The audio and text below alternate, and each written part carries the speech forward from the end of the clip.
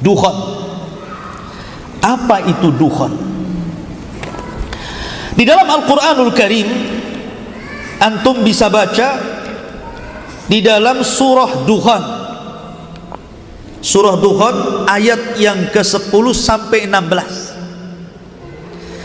Allah Subhanahu wa taala berfirman, "Fartaqib yauma ta'tis sama bidukhanin mubin yaghshan nas hadza adzabun alim rabbana kshif anna al-adzaba inna mu'minin anna lahumudz dzikra wa qad ja'ahum rasulun amin thumma tawalla anhu wa qalu mu'allamun majnun inna kashiful adzab qalilan innakum a'idun." Allah Subhanahu wa taala berfirman kepada Rasulullah, "Fartaqib, tunggulah wahai Muhammad pada hari di mana langit akan dipenuhi dengan asap yang sangat tebal yang akan meliputi manusia, dan inilah azab yang sangat pedih." Kemudian mereka pun berdoa agar azab itu dihilangkan. "Ya Rabb, hilangkan azab itu dari kami dan kami akan beriman." Kemudian Allah mengatakan, "Anna lahumudz dzikra wa qad ja'ahum rasulun amin." Bagaimana mungkin menerima peringatan padahal sebelumnya telah datang seorang rasul yang amanah kepada mereka. Kemudian mereka pun berpaling dan mengatakan bahwa rasul itu adalah orang gila. Maka Allah mengatakan, "Sesungguhnya kami yang telah menghilangkan azab, tapi kembali kalian menjadi ingkar yauma nabtishul batsyatal kubra inna muntakimun." Kami akan menghantam mereka dan kami akan membalas dengan balasan yang setimpal.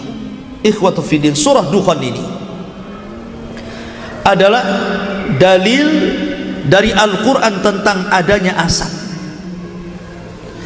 Adapun dalam hadis Nabi SAW banyak sekali. Di antaranya adalah hadis Abu Hurairah radhiyallahu anhu. Nabi SAW bersabda, "Badiru bil a'mali sittan." Segeralah kalian beramal sebelum datang 6 perkara. Yang pertama, tulu'us syamsi min maghribiha, terbitnya matahari dari arah barat. Yang kedua, dukhan. Nah, di sini disebutkan dukhan. Yang ketiga, dajjal. Yang keempat, dabbah, binatang yang melata yang bisa bicara, ataupun sesuatu yang khusus ataupun yang umum bagi kalian. Kemudian hadis yang kedua, hadis Hudzaifah. Suatu ketika para sahabat sedang bincang-bincang tentang kiamat.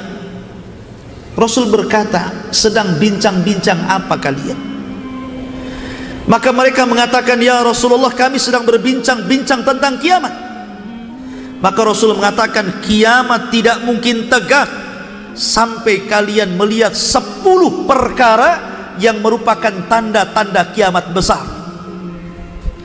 Kemudian disebutkan yang pertama dukhan, yang kedua dajjal, yang ketiga dabbah, yang keempat terbitnya matahari dari barat, yang kelima turunnya Isa bin Maryam, yang keenam Ya'juj dan Ma'juj, yang ketujuh terjadi gempa dari arah timur, terjadi gempa dari arah barat, terjadi gempa di Jazirah Arab, dan yang terakhir yang ke-10, manusia akan digiring oleh api yang berasal dari negeri Hijaz ataupun Aden, Yaman. Ini 10 tanda-tanda kiamat besar. Nanti saya akan sebutkan tertibnya. Di dalam hadis Hudzaifah ini ada 10 perkara. Pertama dukhan, yang kedua dajjal, yang ketiga dabbah, yang keempat tulu'us syamsi min maghribiha, terbitnya matahari dari arah barat, yang kelima turunnya Isa bin Maryam, kemudian yang keenam Ya'juj dan Ma'juj, yang ketujuh gempa dari arah timur, yang kedelapan gempa dari arah barat, yang kesembilan gempa di Jazirah Arab, dan yang ke-10 keluarnya api yang menggiring manusia ke tempat berkumpulnya mereka di Syam. Itu namanya tanda-tanda kiamat besar. Ada 10 ini. Kemudian juga disebutkan dalam hadis yang lain, hadis yang dikeluarkan Imam Ibnu Jarir dan At-Tabrani dengan sanad yang baik, inna rabbakum anzarakum thalatha, Rabb kalian telah memberikan peringatan kepada kalian tentang 3 perkara. Yang pertama, duhan yang akan mengambil seorang mukmin seperti pilek, tetapi ya'khudul kafir. Kalau sampai kemudian dukhon ini mengenai orang kafir, fayantafikhu, kemudian dihirup dia, yakhruj min kulli masma'in minhu, maka akan keluar asap dari telinga-telinga mereka. Dalam riwayat dari hidung mereka, dari mata mereka, bahkan dalam riwayat dari dubur mereka. Bahkan dalam riwayat bahwa apabila asap itu melanda mereka, maka kepala-kepala mereka akan terbakar. Sampai sedemikian. Dan tidak perlu saya sebutkan semua hadis-hadisnya. Kemudian sekarang apa sih dukhon itu? Apa sih makna dukhon itu? Dukhon itu dalam bahasa Arab artinya adalah kalau ada kayu yang dibakar kemudian asap yang mengepul ke atas, itu namanya dukhon. Makanya orang yang merokok disebut tadkhin. Dilarang merokok artinya mamnu'ut tadkhin, ya. Itu secara bahasa.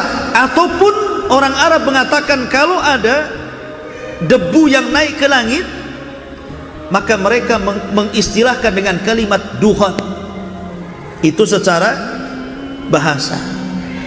Dan Nabi SAW bersabda dalam sebuah hadis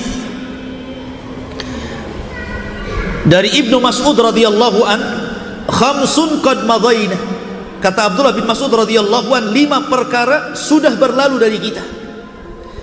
Yang pertama al-lizam, yang kedua ar-rum, yang ketiga batsyah, yang keempat al-qamar, dan yang kelima dukhon. Pertama lizam, artinya lizam itu kehancuran bagi orang-orang kafir di badan. Dan Allah mengatakan faqad kadzabtum fasawfa yakunu lizama. Kemudian yang kedua Rum, maksudnya adalah Romawi yang mengalahkan Persia, yang sebelumnya Persia mengalahkan Romawi. Maka Allah Subhanahu wa taala turunkan ghalabatir rum fi adnal ardi min ba'di ghalabihim sayaghlibun, dan seterusnya ayat ini, bahwa Romawi mampu mengalahkan Persia sebelumnya Persia mengalahkan Romawi. Kemudian batsyah, juga kehancuran orang-orang musyrik di Badar. Kemudian al-qamar, bulan, maksudnya bulan terbelah menjadi 2. Kemudian duhan. Duhan ini juga sudah terjadi, kata siapa? Abdullah bin Mas'ud. Kapan itu? Ketika orang-orang musyrik melambat-lambatkan untuk masuk Islam. Kemudian Rasul berdoa, ya Allah timpakan kepada mereka pacaklik selama 7 tahun seperti pacaklik Yusuf. Akhirnya betul-betul ditimpakan pacaklik. Maka datang Abu Sufyan kepada Rasulullah supaya berdoa kepada Allah dan supaya Allah mengangkat pacaklik itu.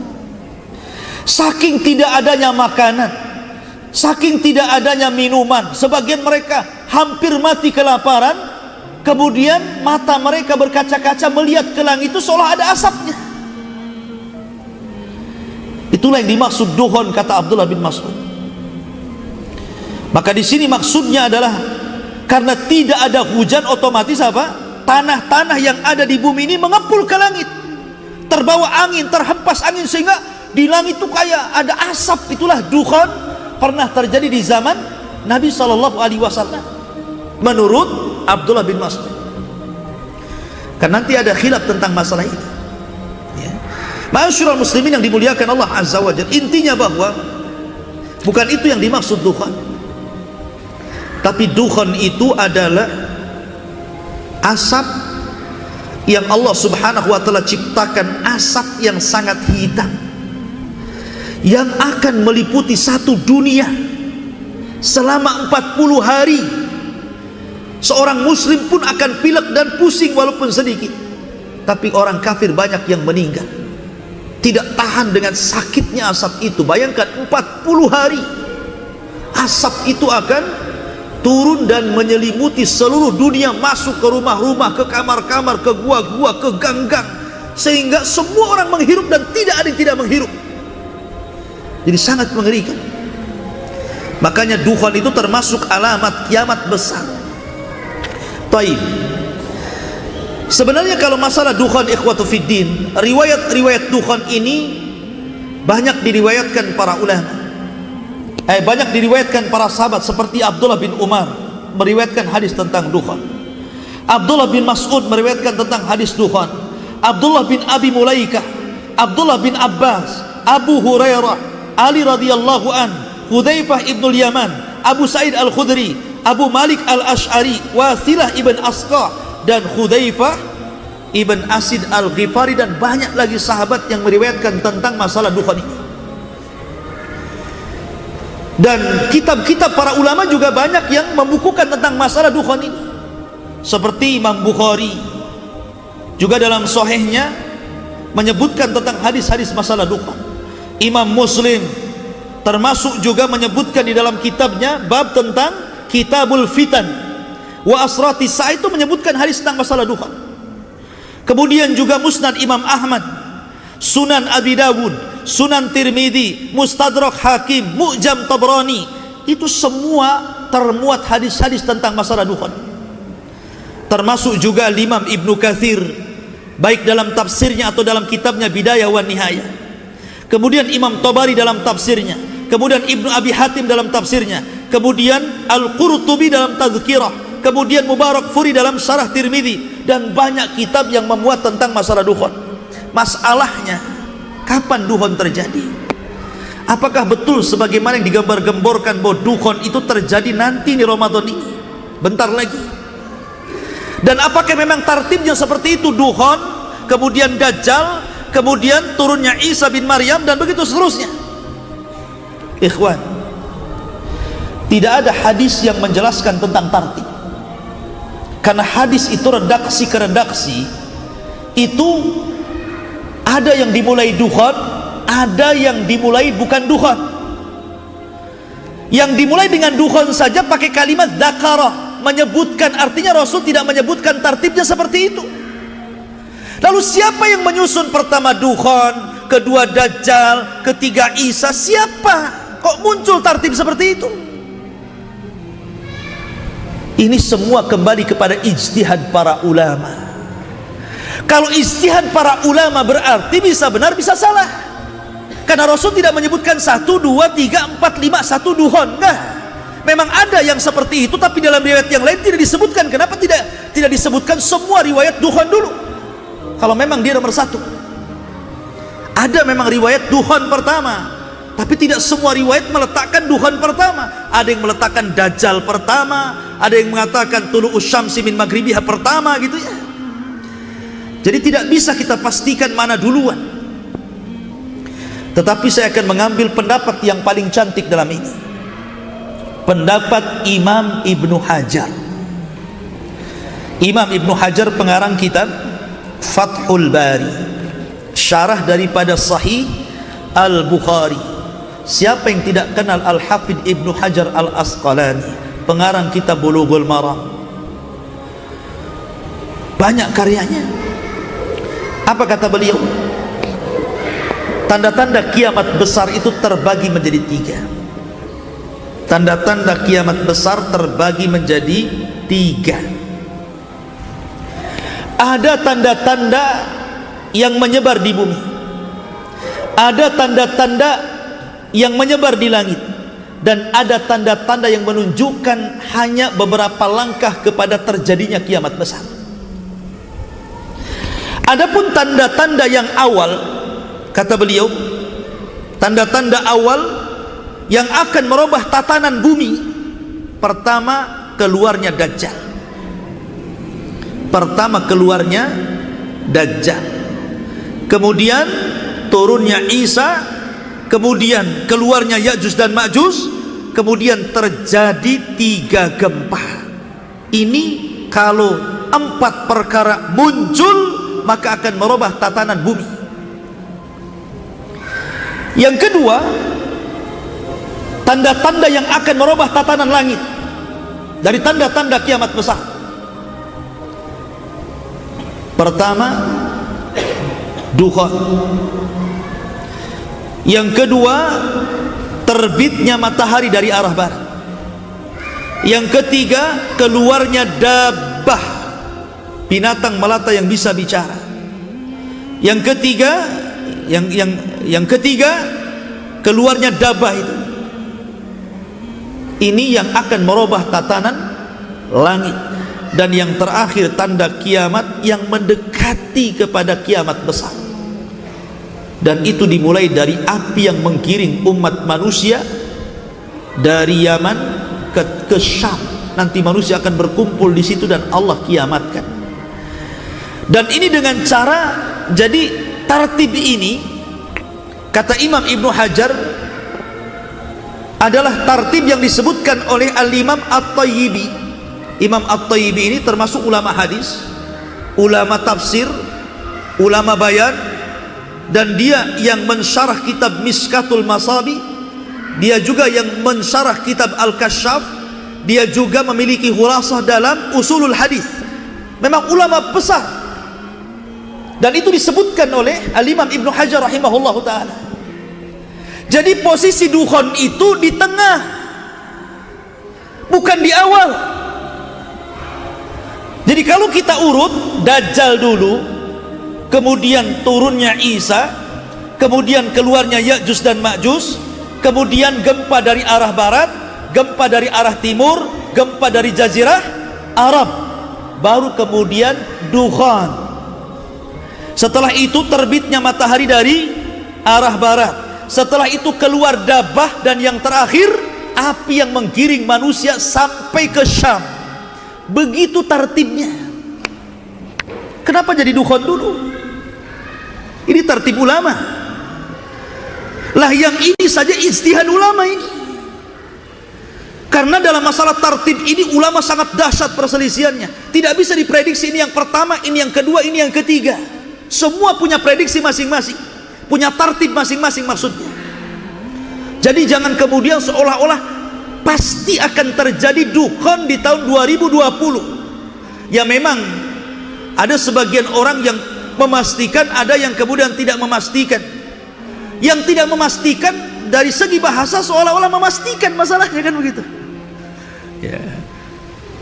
Bahasa retorikanya itu seolah-olah memastikan, padahal dia sudah ngomong ya mudah-mudahan prediksi dia salah, tapi habis itu kemudian menakut-nakuti manusia. Begini, begitu, begini, harus kumpulkan kurma 1 tahun, nanti kalau kelaparan kan sudah banyak kurma katanya. Ikhwatu fiddin, ini perkara gaib ya. Ini bukan perkara-perkara enteng, ini perkara keyakinan. Ma'asyiral muslimin yang dimuliakan Allah Azza wa Jalla. Adapun tentang masalah perselisihan dukhan, pertama, ulama mengatakan bahwa dukhan itu sudah pernah terjadi. Dukhan itu pernah terjadi. Kapan? Di zaman Nabi SAW, dan itu adalah pendapat siapa? Pendapat dari Abdullah bin Mas'ud. Sudah terjadi dukhan itu. Dan pendapat Abdullah bin Mas'ud ini dikuatkan oleh Imam Ibnu Jarir At-Tabari. Dia kuatkan pendapat Ibnu Mas'ud ini bahwa dukhan sudah terjadi dan tidak mungkin ada lagi. Sebagaimana hadis Nabi SAW, perkataan Abdullah bin Mas'ud yang tadi saya katakan, ada 5 perkara yang sudah berlalu, salah satunya dukhan. Kemudian pendapat yang kedua, dan ini pendapat kebanyakan atau mayoritas para ulama salafan wa khalafan, baik ulama salaf atau ulama yang khalaf yang sekarang, seperti dahulu Ali bin Abi Thalib, kemudian Abdullah bin Abbas, kemudian Abu Sa'id Al-Khudri, dan ini juga dikuatkan oleh Al-Hafidh Ibnu Katsir. Abdullah bin Umar juga berpendapat seperti ini ya. Dukhon itu kata mereka, annad dukhan huwa minal ayatil muntadharah allati lam ta'ti ba'd. Dukhon itu adalah tanda-tanda dari tanda-tanda kiamat besar yang belum terjadi. Kapan terjadinya?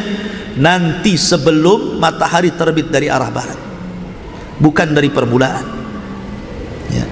Ini pendapat yang kedua. Pendapat yang ketiga menggabungkan dua pendapat ini, bahwa dukhon itu ada dua. Ada dukhon yang sudah terjadi di zaman Rasul, dan ada dukhon yang merupakan tanda-tanda kiamat, dan itu akan terjadi nanti. Dan ini adalah pendapat An-Nawawi, kemudian Imam Qurtubi dalam tafsirnya, dan juga At-Tabari juga menguatkan pendapat ini. At-Tabari punya dua kata-kata, dia menguatkan pendapat Abdullah bin Mas'ud, dan juga dia menguatkan pendapat ini. Ma'asyiral muslimin yang dimuliakan, tetapi yang rajih wallahu a'lam, bahwa dukhan itu belum terjadi. Kali ini maksud tanda-tanda kiamat besar belum terjadi. Baik, kita akan bercerita tentang tartib dari tanda-tanda kiamat. Pertama, tanda-tanda kiamat dimulai dari munculnya Dajjal. Tidak ada satupun nabi melainkan pasti akan memperingatkan umatnya akan kemunculan Dajjal. Karena fitnah Dajjal ini fitnah yang bukan fitnah biasa, tapi fitnah luar biasa. Memfitnah setiap agama manusia, awalnya mengaku nabi dan akhirnya mengaku Tuhan. Dan sebagian besar manusia menjadi pengikut Dajjal, terutama kaum wanita. Bagaimana tidak? Sebelum kedatangan Dajjal akan terjadi 3 tahun kekeringan. Langit ditahan sepertiganya, bumi pun ditahan sepertiganya, tidak tumbuh. Tahun kedua, langit ditahan 2/3-nya, bumi pun ditahan 2/3-nya, tidak tumbuh sehingga kering kelontang. Kemudian yang ketiga, tahun ketiga, seluruh langit ditahan dan bumi pun ditahan, semuanya tidak tumbuh, manusia kelaparan. Disitulah Dajjal muncul. Kemudian Dajjal akan datang kepada sebuah perkampungan yang sudah hancur ekonominya, sudah tidak bisa lagi ditanami kebun dan ladangnya, tidak ada makanan yang akan dimakannya. Kata Dajjal, kalau kalian beriman kepada aku, kusuburkan tanah kalian, kugemukkan hewan-hewan kalian, kuberikan kalian pembendaharaan yang ada dalam bumi. Mau apa? Emas, perak, jamrud. Gimana orang tidak kufur saat seperti itu? Jangankan saat-saat seperti itu, ada gempa tsunami saja, datang orang Nasrani, datang orang yang hendak memurtadkan orang, hanya diberikan 1 karung beras, 1 pakaian, suruh murtad mau kadang-kadang. Ini jelas-jelas ini kondisinya kan begitu ya. Ya pasti akan menyangka Dajjal itu Tuhan. Kata Dajjal hujan, hujan. Kata Dajjal tumbuh, tumbuh. Kata Dajjal keluar emas, keluar emas. Nah, kan itu. Kalian ingin berjumpa dengan bapak dan ibu kalian yang sudah meninggal, Dajjal tinggal mengatakan kepada kuburannya, hiduplah kalian. Hidup tuh bapak kita, ibu kita, saudara kita, anak kita yang kita cintai. Tapi hakikatnya bukan, mereka itu syaitan yang tasyakul, menyerupai keluarga kita, kemudian mengatakan, nah ikutilah orang ini, dia Tuhan kita. Jadi banyak orang yang ikut Dajjal. Dari sinilah kenapa kita disuruh berlindung dari Dajjal. Setiap kita sholat, di penghujung sholat kita sebelum salam, kita berlindung dari fitnah Dajjal. Setiap hari Jumat kita disuruh membaca awal atau akhir 10 surah Al-Kahfi dalam rangka perlindungan Dajjal. Jadi Nabi SAW sudah mengatakan fitnah ini besar. Kata Rasul, kalau aku hidup ku bunuh Dajjal, tapi kalau seandainya aku meninggal, kalian yang akan melawan Dajjal, dan kalian tidak akan sanggup. Karena Dajjal tidak bisa mati kecuali seorang Nabi yang membunuhnya, Isa bin Maryam.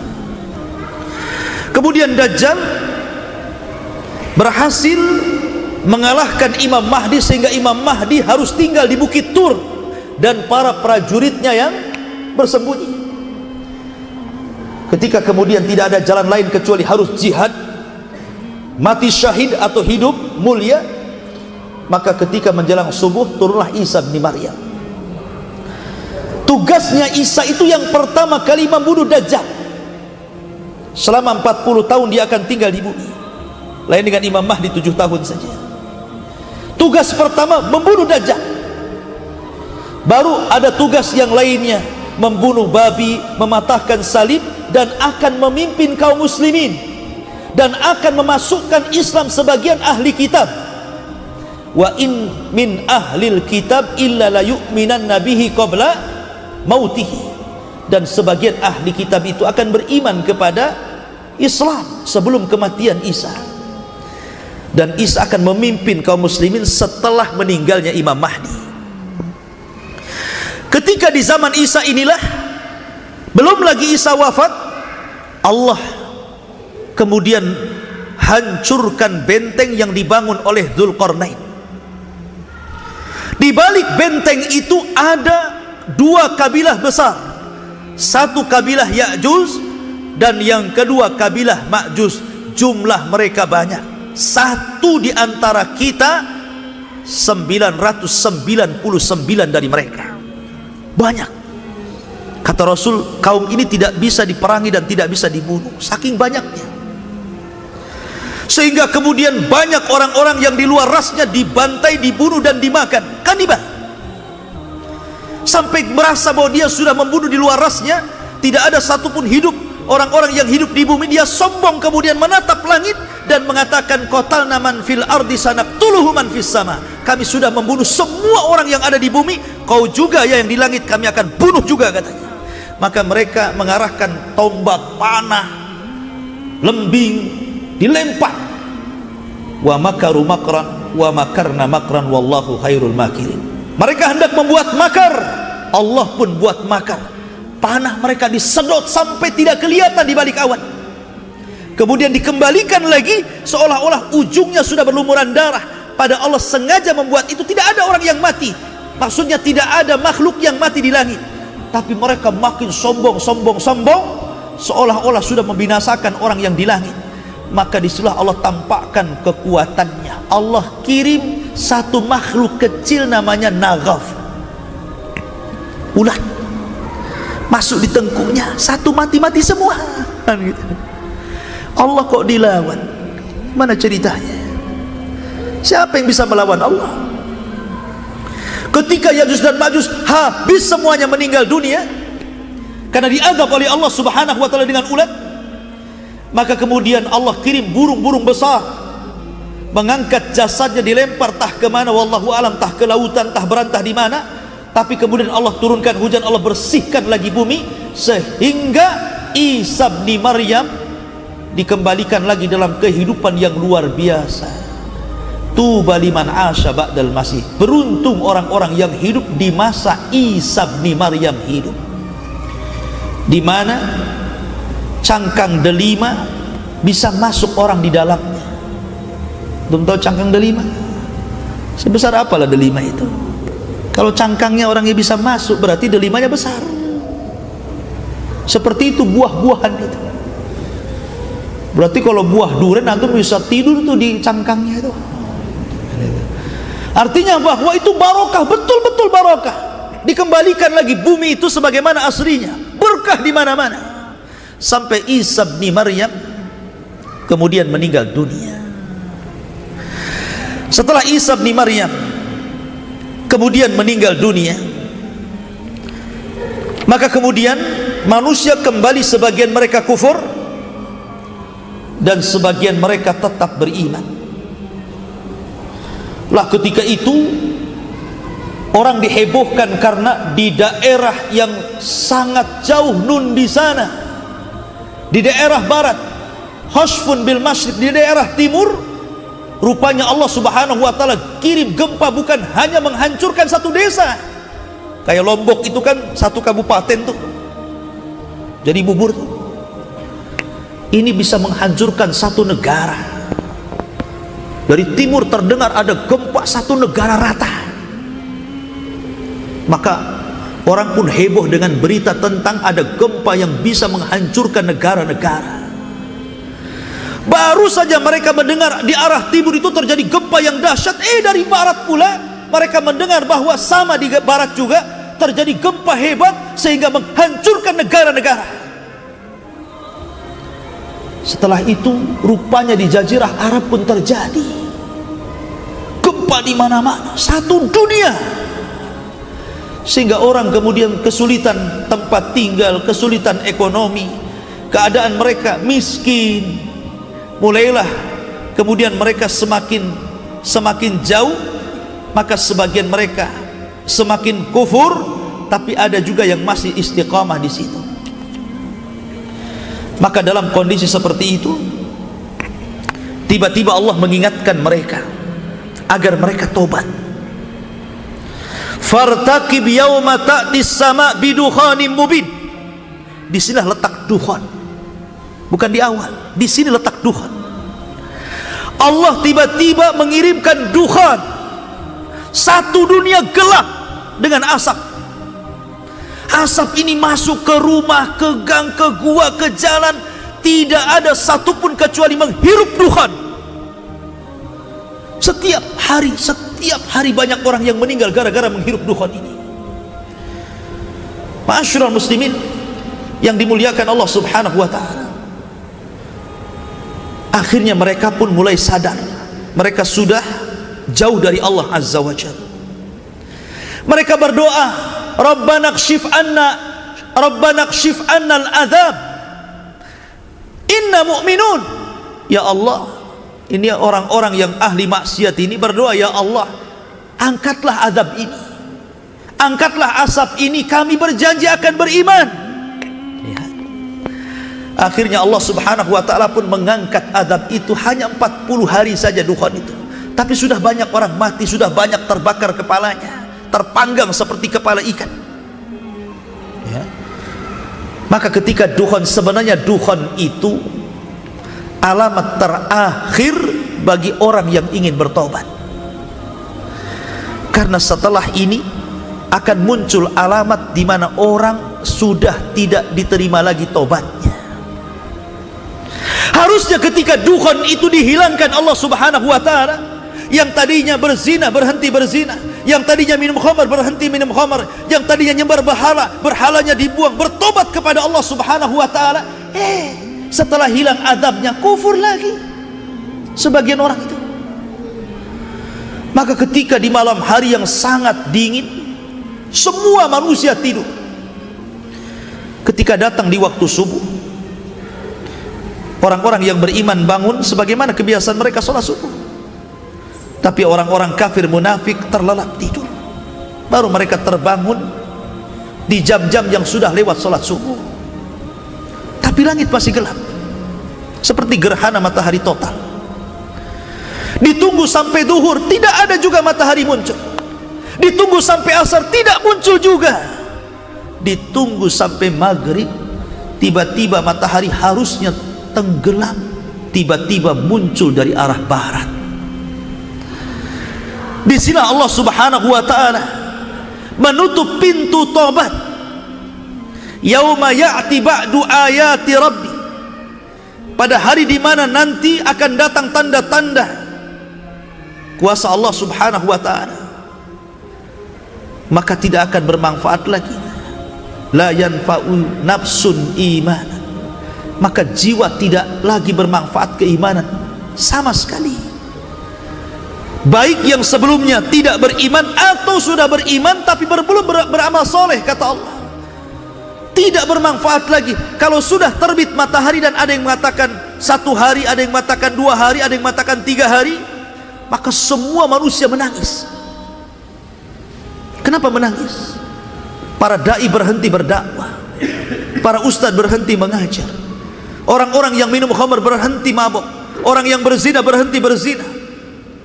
Karena mereka tahu apapun yang mereka lakukan, sekalipun mereka tobatan nasuha sesuai dengan syarat-syarat tobat, tidak bermanfaat keimanan mereka di hadapan Allah. Ketika itulah selang 1-2 hari muncul binatang yang disebut dengan dabatun minal ard. Binatang besar dalam hadis dhaif membawa tongkat dan stempel Sulaiman. Tongkat Nabi Musa dan stempel Sulaiman. Kalau tongkat Nabi Musa dipukulkan kepada orang kafir, di hidungnya gosong dia. Kalau stempel Sulaiman di stempel di dahinya, bercahaya dia. Hadis ini dhaif. Ya. Kemudian setelah itu manusia terbedakan mana mukmin mana kafir. Quran diangkat, Islam tinggal namanya. Tidak ada yang mengenal syariat Islam, tidak sholat, tidak zakat. Mereka mengucapkan la ilaha illallah pun karena mendengar bapak moyang mereka mengucapkan kalimat itu. Ketika sudah tidak ada sholat, tidak ada haji, tidak ada apa-apa, apa yang diharapkan di dunia ini? Maka setelah itu apa yang terjadi? Maka tiba-tiba Allah kirim api dari arah Aden atau Hijaz, yang kalau di malam hari api terdiam, tapi di siang hari api itu menggiring sampai manusia tepat berdiri semua di padang yang disebut dengan Syam.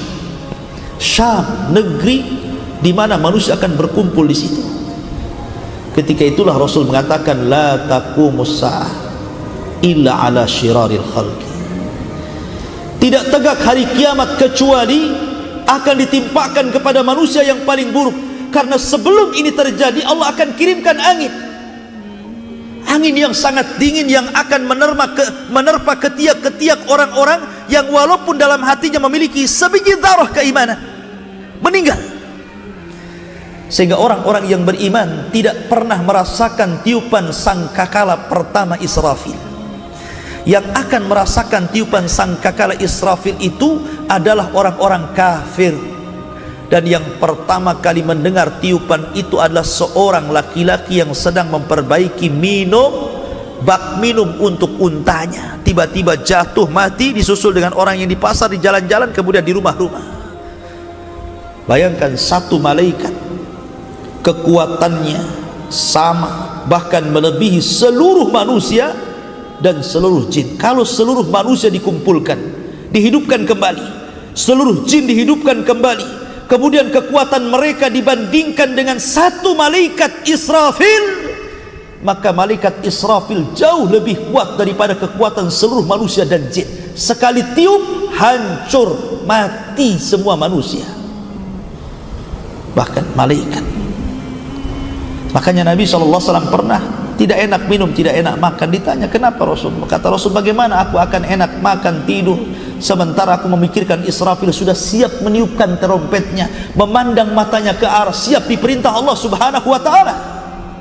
Al-qari'atu mal-qari'ah wa ma adraka mal-qari'ah yauma yakunun nasu kal farashil mabsus.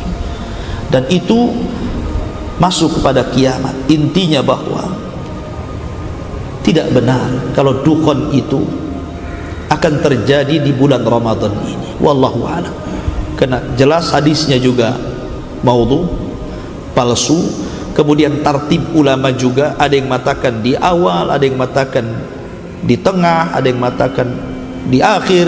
Wallahu a'lam. Ini ijtihad para ulama, sehingga kita tidak bisa memastikan bahwa tahun ini akan terjadi dukhon yang maha dahsyat. Hati-hati, hati-hati. Persiapkan. Ya betul, kita harus persiapan. Karena kiamat bagi kita itu bukan menunggu kiamat besar, bukan, tapi kematian. Kata Nabi SAW, idza mata ahadukum faqad qamat qiyamatuh. Kalau seandainya meninggal salah seorang di antara kalian, berarti tegaklah kiamat untuk kalian. Jadi kita mempersiapkan bukan untuk kiamat besar, bukan, tapi untuk kematian kita. Wa ma tadri nafsum bi ayyi ardin tamut. Kita tidak tahu meninggal di mana, tapi kematian sebuah kepastian. Idza jaa ajaluhu la yastakhiruna sa'atan wa la yastaqdimun. Kalau ajal datang, tidak akan nunggu-nunggu. Ya. Dan setiap orang mati berarti tegaklah kiamatnya. Karena kita tahu kita akan mati, itulah makanya kita persiapan. Makanya Rasul mengatakan al-kayyisu man dana nafsa wa amila lima ba'dal maut. Orang yang cerdas itu adalah orang yang introspeksi diri dan mempersiapkan bekal untuk sebelum kematian. Itu orang cerdas namanya.